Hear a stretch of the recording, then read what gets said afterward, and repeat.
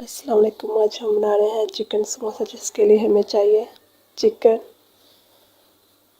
बंद गोभी बारीक कटी हुई, गाजर बारीक कटी हुई, शिमला मिर्च बारीक कटी हुई, नमक मिर्च काली मिर्च, मायोनीज, केचप,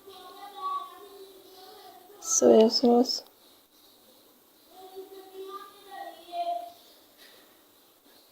चिली सॉस, सिरका।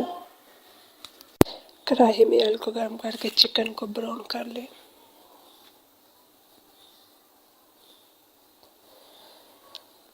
जब चिकन लाइट ब्राउन हो जाए तो इसमें चिली सॉस,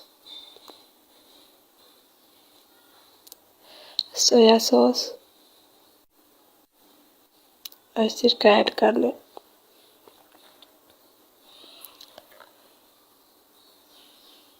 साथ ही गाजर, शिमला मिर्च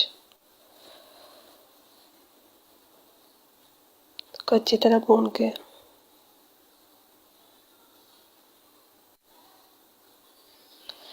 बंद गोभी को ऐड करके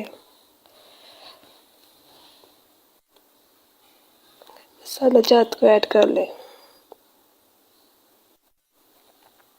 अब अच्छे से भून लें।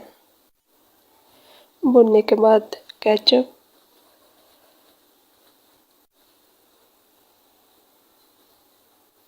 को मिक्स करें, फिर मायोनीज को ऐड करके मिक्स करें।